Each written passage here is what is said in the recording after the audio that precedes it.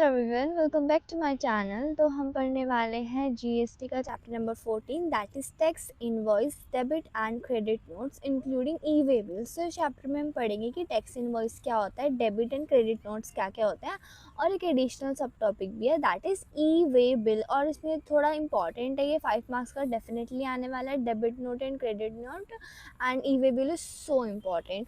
तो चलिए शुरू करते हैं। तो सबसे पहले देखते हैं कि चैप्टर में क्या लिखा है। इनसाइड द चैप्टर क्या है, हमारे पास इंट्रोडक्शन है, फिर टैक्स इनवॉइस और उसके फीचर्स क्या है, फिर कंटेंट्स क्या है, प्रिपरेशन कैसे होती है, देन बिल ऑफ सप्लाई क्या है, एक्सपोर्ट इनवॉइस क्या है, कंसोलिडेटेड इनवॉइस क्या होता है, डेबिट एंड क्रेडिट नोट्स क्या होता है, electronic E way bills and restrictions on general of E way bill. तो भी वन बाय वन करके पूरा टॉपिक पढ़ लेते हैं। सो इंट्रोडक्शन से स्टार्ट करते हैं। As per section 2.107 of GST act, taxable person mean the person who is registered or is liable registered under section 22 or section 24। देखो, एज पर सेक्शन 2107 क्या बोलते हैं कि टैक्सेबल पर्सन कौन होता है, जो कि रजिस्टर होता है under the section 22 and 24। So उसके बाद as per section 2.94 registered person means person who is registered, जो कि सेक्शन 25 के अंदर तो होता है but does not include person having unique identity number. In short, taxable person में भी रजिस्टर्ड और may not be registered. If he registered he will consider a registered person, कि अगर उसके पास एक यूनिक आइडेंटिटी नंबर है तो वो एक रजिस्टर्ड पर्सन है, अदरवाइज वो नहीं है। उसके बाद GST is payable by a taxable person supplying of taxable goods. की वही है बस कि जो टैक्सेबल पर्सन कौन होता है, जो गुड्स को सप्लाई करता है। उसके बाद he is required to prepare tax invoice, पर उसके लिए थोड़ा इंपॉर्टेंट होता है एक टैक्स इनवॉइस बनाना। तो अब इसको थोड़ा डेलिबरेटली पढ़ लेते हैं कि ये होता क्या है। So for every supply of goods और सर्विस मेड बाय हिम, वो जितनी भी, अब वो देखो एक सप्लायर जितनी भी सप्लाई कर रहा है उसके लिए टैक्स इनवॉइस बनाना बहुत ज़्यादा ज़रूरी है। This adjustment is the volume the adjustment in the value shown in the tax invoice shall be made either debit or credit note। फिर जो आप एक टैक्स इनवॉइस बना रहे हो तो वो दो तरीके से बनाया जा सकता है, तो डेबिट नोट से या फिर आपके क्रेडिट नोट से।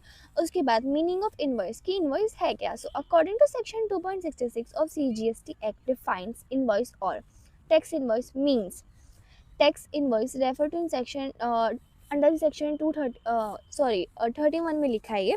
इन simple words, invoice is a document, एक ऐसा डॉक्यूमेंट है जो एड्रेस करता है स्पेसिफाइंग नेचर का टैक्सेबल सप्लाई का, कि आप किस चीज़ के बारे में सप्लाई कर रहे हो, मतलब क्या आप सप्लाई कर रहे हो, और एडिशन की उसमें क्या इंफॉर्मेशन है।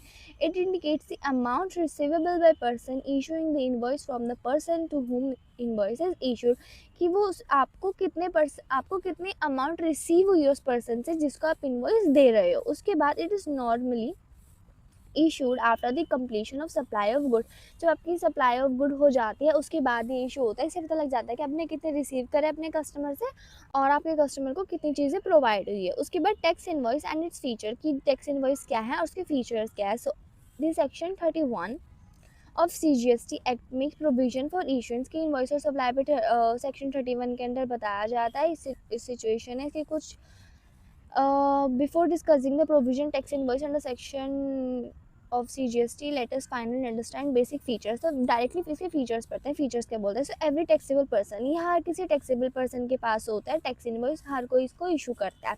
उसके बाद डिटेल्स, इसमें एक स्पेसिफिक होता है, एक रूल नंबर 1 होता है, इसमें सारी डिटेल्स होती हैं जो कि रूल नंबर 1 में लिखी होती है। उसके बाद सीरियल नंबर, हर इनवॉइस नंबर का एक सीरियल नंबर होता है इंक्लूडिंग अल्फ़ाबेटिकल, न्यूमेरिकल और स्पेशल कैरेक्टरिस्टिक्स में, ठीक है।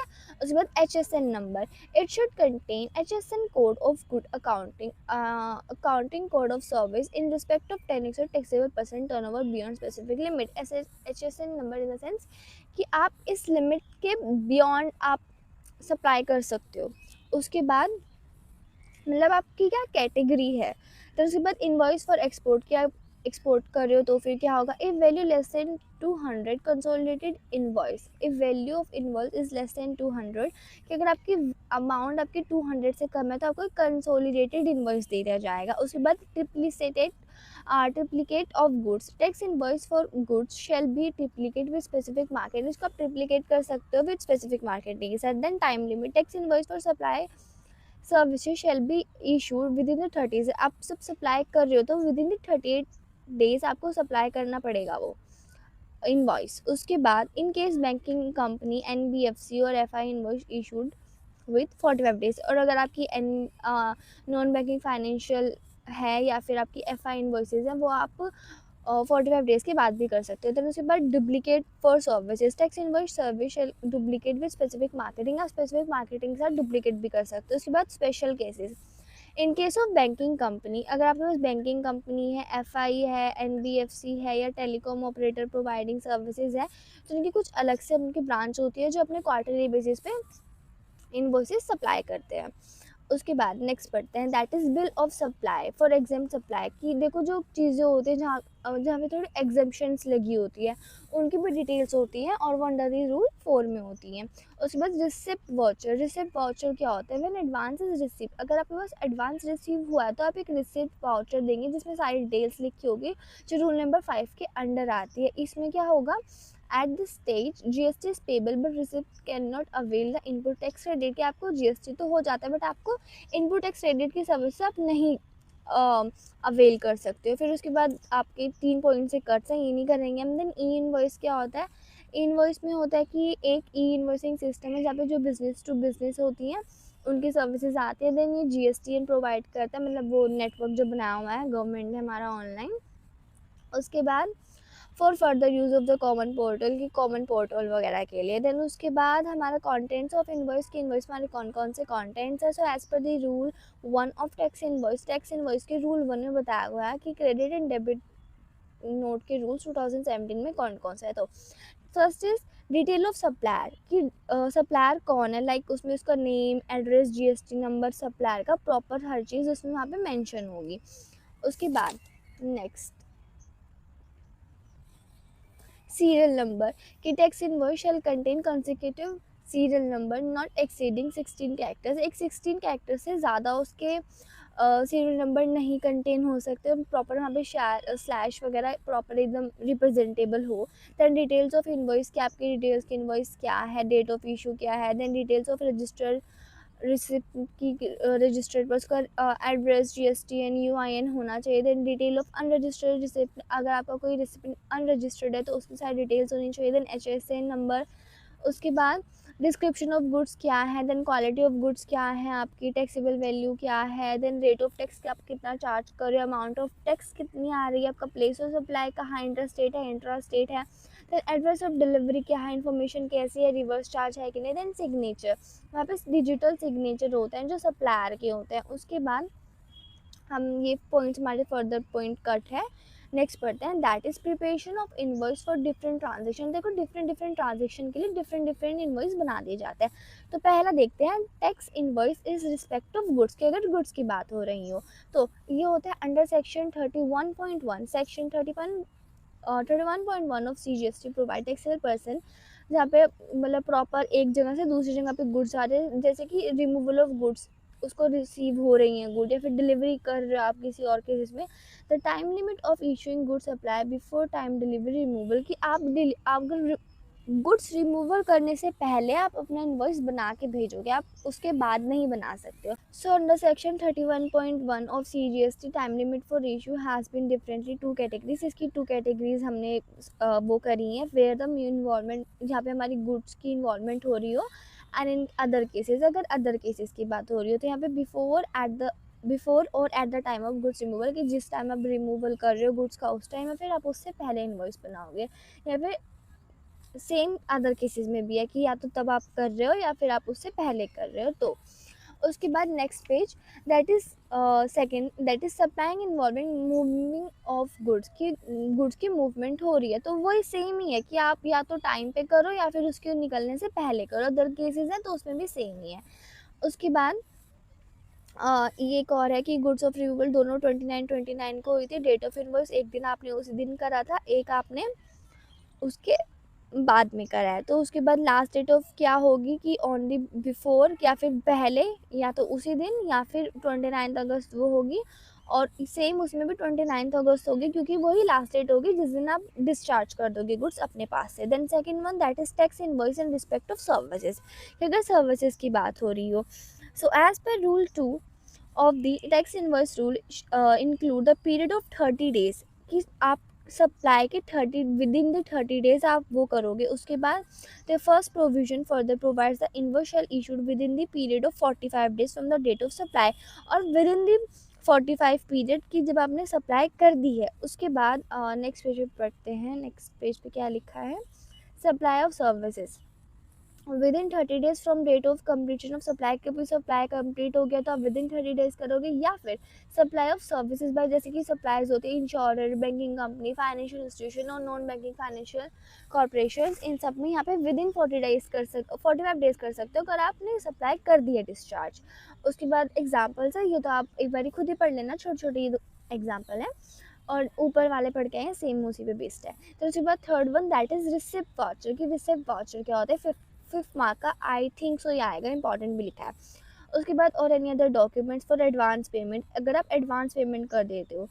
देन उसके बाद close D of section 31.3, close D बोलता है सेक्शन 31.3 का, provides that registered person shall on receipt advance payment issue receipt voucher. वो रिसिप्ट वाउचर करता है, जहाँ पे आपकी एडवांस पेमेंट हो रही होती है वहाँ पे आपको एक रिसिप्ट वाउचर दिया जाता है।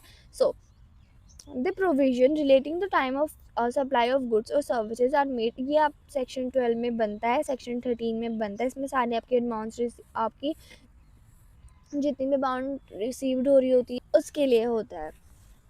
Then section 31.3.d of GST provide that registered person on receipt of advance shall issue receipt voucher। इनको एक receipt voucher देता है जिसमें सब कुछ वहाँ पे मेंशन होता है। उसके बाद next one that is then contents of receipt voucher. की रिसिप्ट वाउचर में आपके कौन कौन से कॉन्टेंट्स होते हैं। So as per rule 5 of tax invoice, credit, debit notes, receipt voucher, इनमें फॉलोइंग इन्फॉर्मेशन होते हैं लाइक नेम ऑफ एड्रेस क्या है सप्लायर का, उसकी कंसेक्यूटिव सीरियल नंबर, वही सारी चीज़ है कि डेट ऑफ इशू क्या है, नेम एड्रेस क्या है, डिस्क्रिप्शन, टैक्स इनवॉइस आपने कितना चार्ज करा है कितना नहीं। देन उसके बाद एक टर्म है रिफंड वाउचर। रिफंड वाउचर क्या होता है, देखो ये सप्लायर है, ठीक है, और ये हमारा रिसिप्ट है।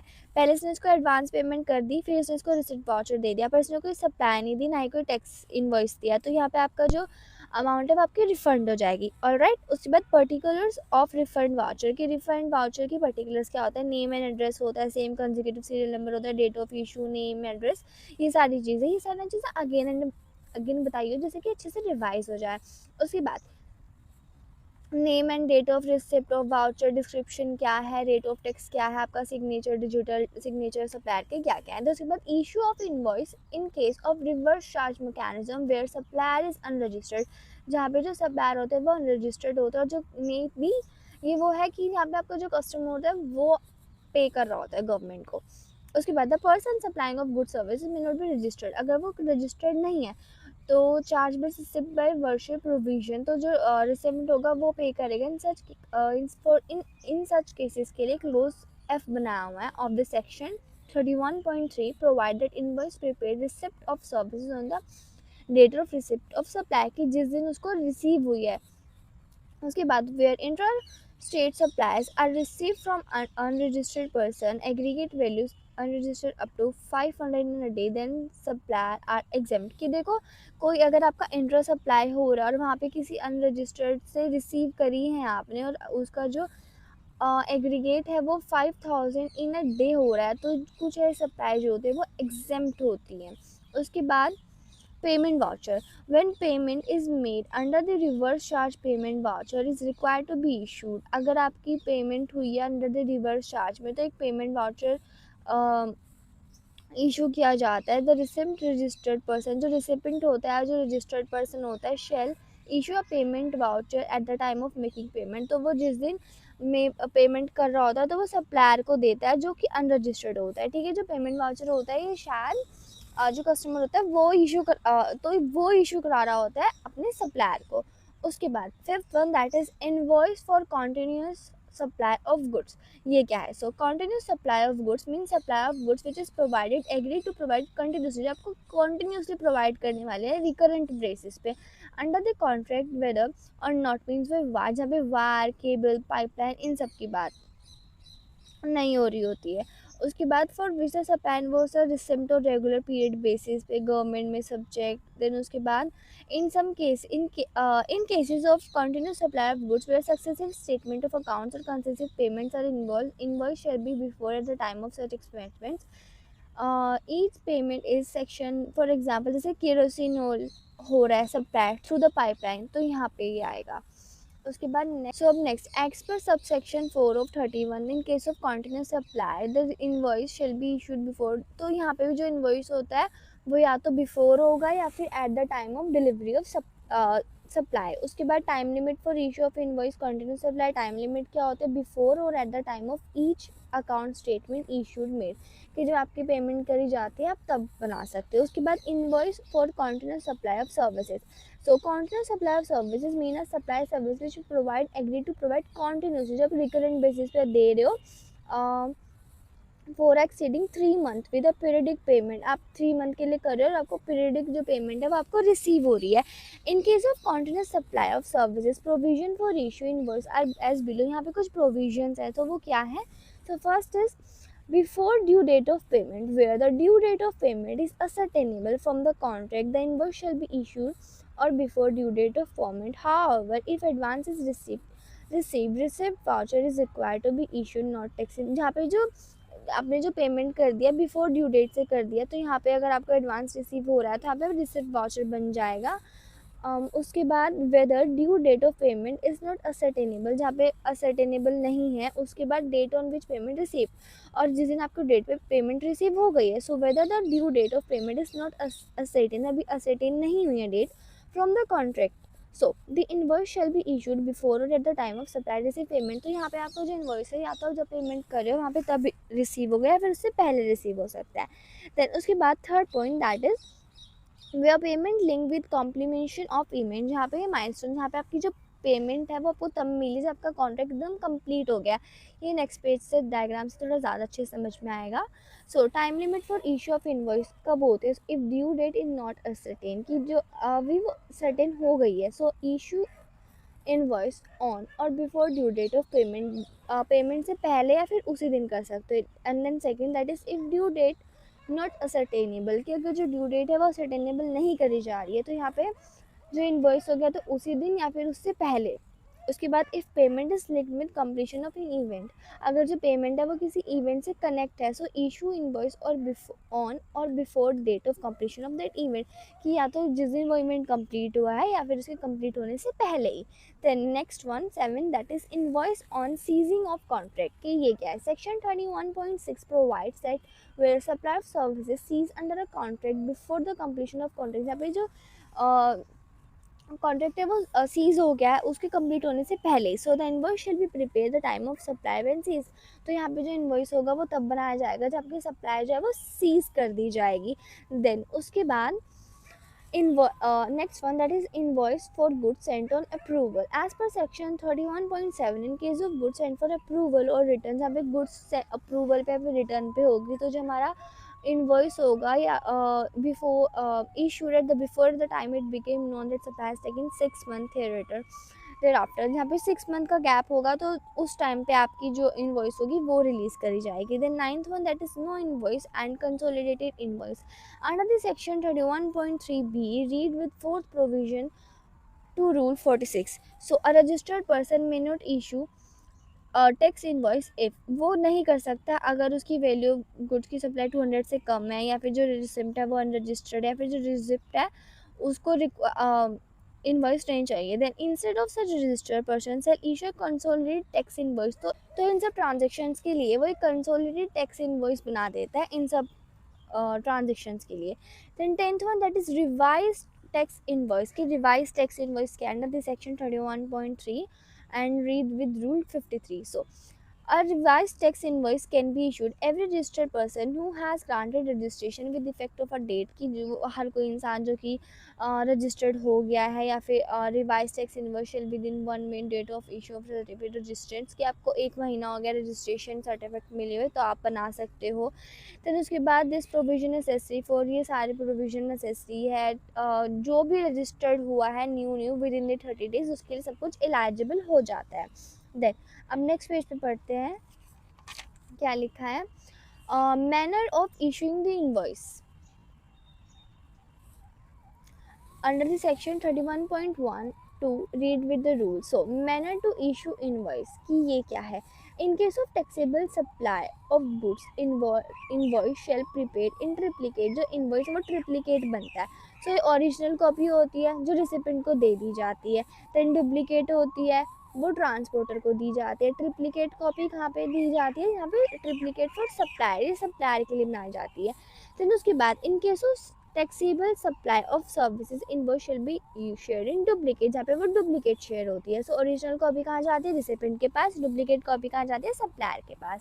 सो requirement for of issuing invoice कि हम वहाँ पे कहाँ पे रिक्वायरमेंट पड़ रही है. So cases supply of taxable good services to a registered person, जहाँ पे आप रजिस्टर्ड पर्सन को सप्लाई कर रहे हो तो यहाँ पे जो टैक्स इनवॉइस होगा वो इशू होना ज़रूरी है. देन उसके बाद supply of exempt good to registered person, जहाँ पे एग्जेम्प्टेड गुड्स की सप्लाई कर रहे हो आप रजिस्टर्ड पर्सन को, यहाँ पे बिल ऑफ सप्लाई करना ज़रूरी नहीं है. Then supply of taxable person services to an unregistered person, जहाँ पे आप अनरजिस्टर्ड पर्सन को सप्लाई कर रहे हो. सो टैक्स इनवॉइस होगा पर यहाँ पे 200 से ज़्यादा चीज़ें होनी चाहिए, अनरजिस्टर्ड पर्सन नहीं होना चाहिए. देन उसके बाद नेक्स्ट पेज,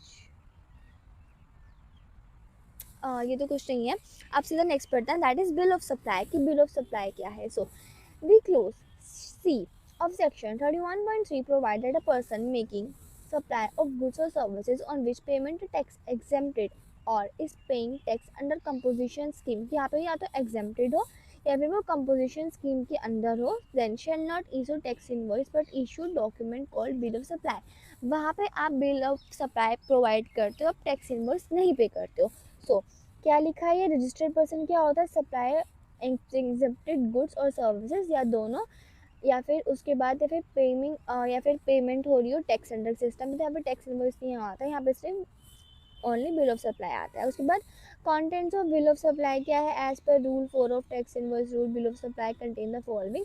यहाँ पे डिटेल ऑफ सप्लायर होती है, उसकी name, address, GST and supplier का सीरियल नंबर क्या है, उसका डेट ऑफ इशू क्या है, then details of registered person की क्या क्या है, ये सारी इन्फॉर्मेशन लिखी होती है. Next page.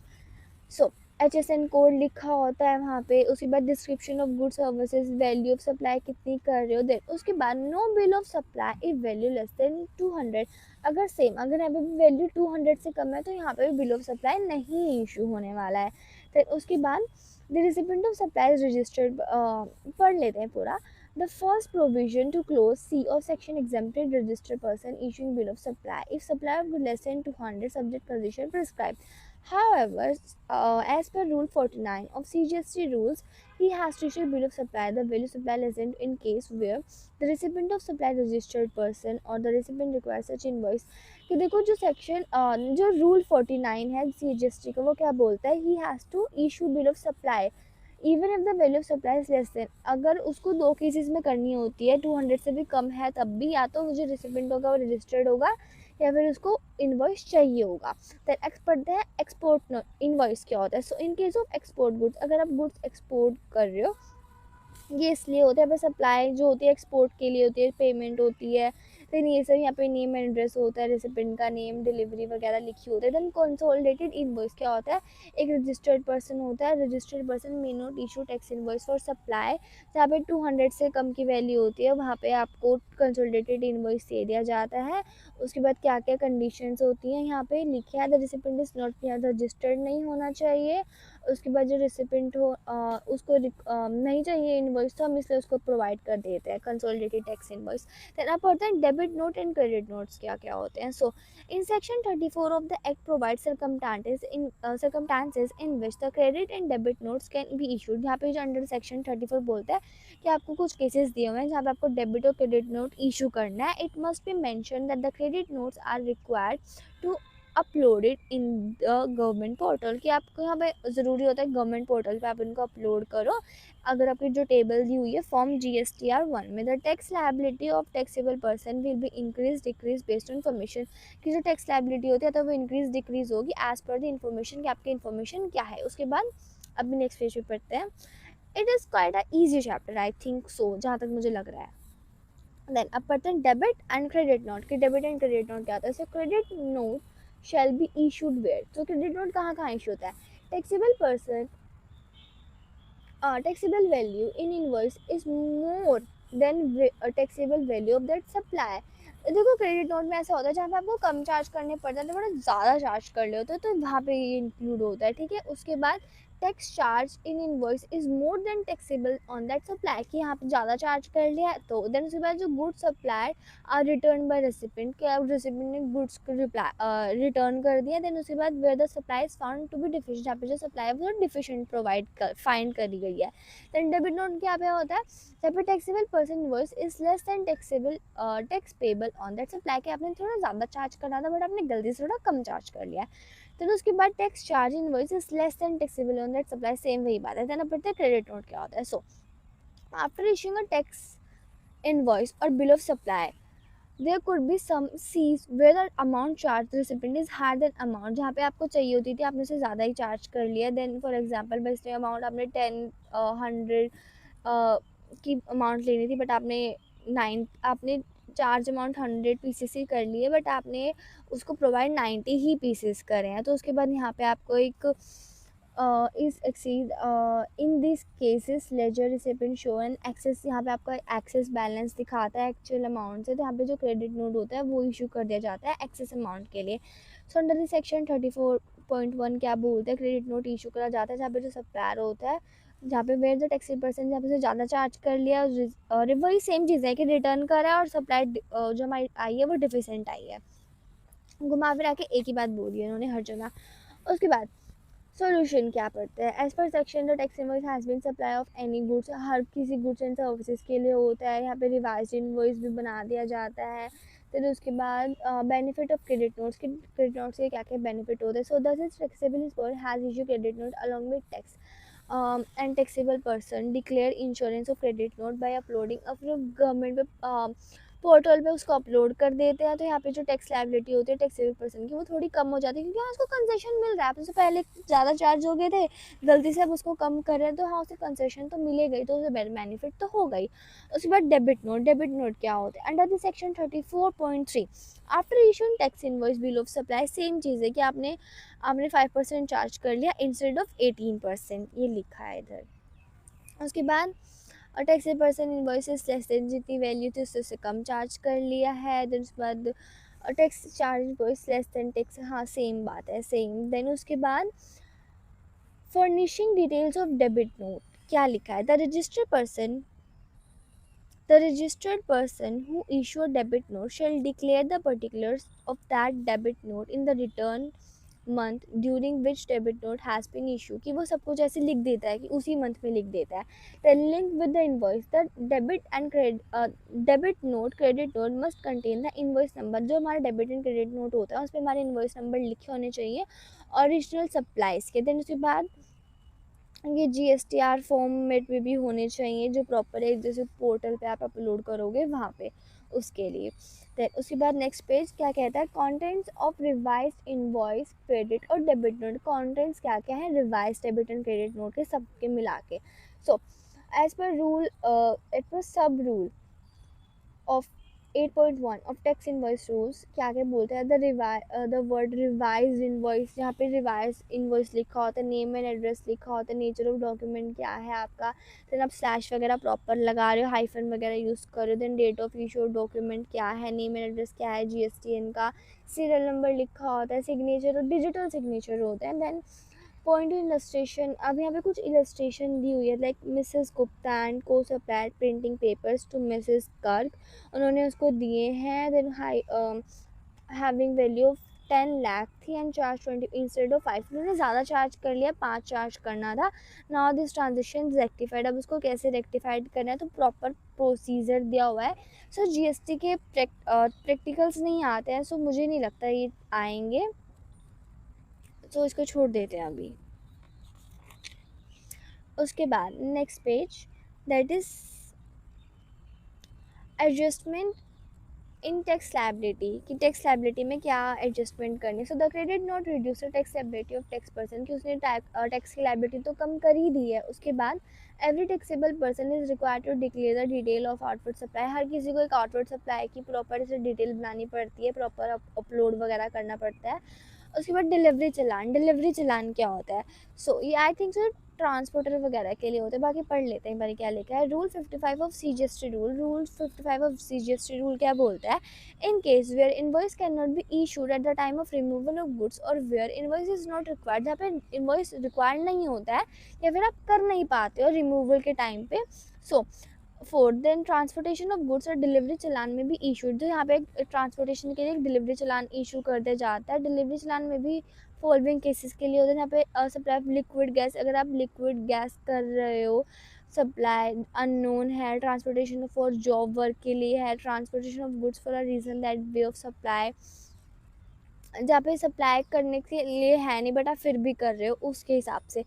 फिर उसके बाद सेमी नोक डाउन, ये क्या है? Where a product is packed और delivered in part which are in partial assemble stage और require only minor effort to assemble in term as semi knock for condition.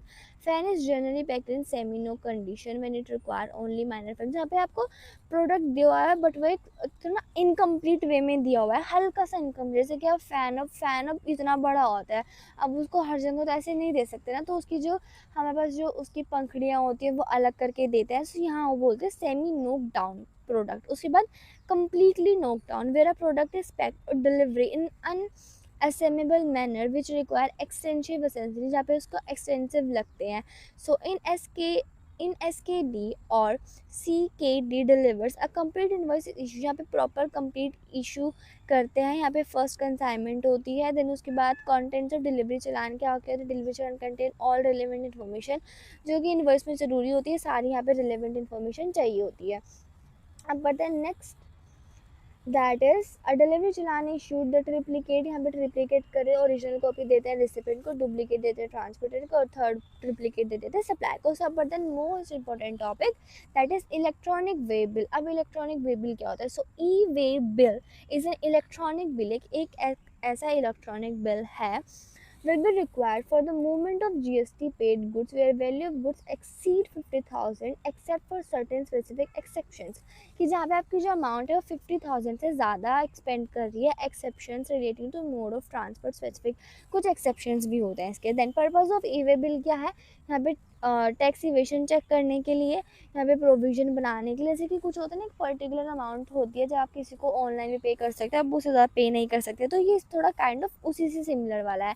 Then format of E way bill part है, यहाँ पे आपके contents of basic detail, यहाँ पे basic details होती है, जैसे GST of receiving place of delivery क्या है, इनवॉइस ऑफ चलान नंबर क्या है, वैल्यू ऑफ गुड्स क्या है, जैसे नंबर क्या है, ट्रांसपोर्टेशन डॉक्यूमेंट नंबर क्या है। Part B contain transport detail including vehicle number, और पार्ट बी में क्या होता है? यहाँ पे ट्रांसपोर्ट डिटेल्स भी होते हैं जहाँ पे आपका व्हीकल का नंबर भी लिखा होता है। Then preparation of E way bill कैसे प्रिपेयर होता है? So every registered person before commencement of movement of goods the value of which is above 50,000 shall furnish the information of part A form GST e-way bill /0.1 common portal, कि देखो अगर आप deliver करने से पहले, अगर आपकी 50,000 से ज़्यादा है तो उससे पहले उससे पहले पार्ट ए की सारी चीज़ें फिल करनी पड़ेंगी फॉर्म GST ई-वे बी में 1 में, ठीक है। देन उसके बाद आपकी जो मूवमेंट ऑफ गुड है वो आराम से हो जाएगी, और उसको होने भी देंगे, नहीं तो उसको रोक देंगे। Then who should generate E way bill and when, कि कौन जनरेट कर सकता है और कब कर सकता है? सो कंसाइनर और कंसाइनी, सो कंसाइनर और consignee. So when transport is done, या तो आपकी बाय रेलवे, एयर वेसल्स, इन सब के थ्रू हो रही है। देन ट्रांसपोर्टर व्हेन, जहाँ पे जो गुड्स होते हैं बाय द रोड जा रही होती है। व्हेन आइदर कंसाइनर और कंसाइनी जनरेट ई वे बिल, जहाँ पे उन्होंने जनरेट किया हुआ है already. Then principal when guide और send by principal located one state to a job worker located other state, जैसे प्रिंसिपल ने भेजा जॉब वर्कर किसी एक स्टेट से दूसरे स्टेट जा रहा है तो वहाँ पे वो ज़रूरी होता है। Then E way bill in case for exempted person, अगर आपके एग्जेम्प्टेड पर्सन है, like when handicraft goods are transport from one state to another, person who has exempted for registration, जो रजिस्टर्ड नहीं है बट वो फिर भी एक्सपोर्ट कर रहा है तो वहाँ पे उससे ई वे बिल मांगा जाता है। Then in relation to supply करने के लिए अदर देन सप्लाई। देन उसके बाद this supplier of goods recipient shall generate E way bill, वो ई वे बिल जनरेट कर सकता है 0 1 से। देन उसके बाद पार्ट बी पर फिल करेगा। देन जीएसटी ये भी सेम पे होगा। Then part B fill by recipient और ट्रांसपोर्टर। जो पार्ट बी होता है वो रिसिपेंट या ट्रांसपोर्टर फिल करता है। फिर उसके बाद द गुड में कैरिड इन ऑन कन्वेंस और हार्ड वन, जैसे कि ट्रांसपोर्टर है तो उसके लिए चीज़ें आएंगी सब रूल 1 बी में, यहाँ पे e way bill is not generated by consignor consign, the e way bill shall be generated by the transporter. जहाँ पे कंसाइनर कंसाइनी नहीं जनरेट कर रहा है तो वहाँ पे हमारा जो ई वे बिल होगा वो ट्रांसपोर्टर जनरेट करेगा। देन उसके बाद relating to transporter submitted part B, then part B में सबमिट कर दी जाएगी उसकी सारी इन्फॉर्मेशन कितनी। Then next one that is in case of movement of goods is caused by unregistered person, की जो मूवमेंट ऑफ गुड्स है वो किसी अनरजिस्टर्ड पर्सन ने करी है। So in his own convenience of hire, उसने हायर करा है कुछ भी करा है, ही और ट्रांसपोर्टर शैल जनरेट, वो या फिर उसका जो ट्रांसपोर्टर होगा वो ई वे बिल जनरेट करेगा, जहाँ पे प्रॉपर ऐसे सब कुछ लिखा होगा। उसके बाद third one that is confirmation by receipt. Sub rule 1.8 provide that the details of every e-way bill shall made available to receipt, कि जो आपको रिसीव करने वाला है प्रोडक्ट को, तो उसके बाद ये सारी इंफॉर्मेशन जो हो if registered who shall communicate acceptance. Next page पे है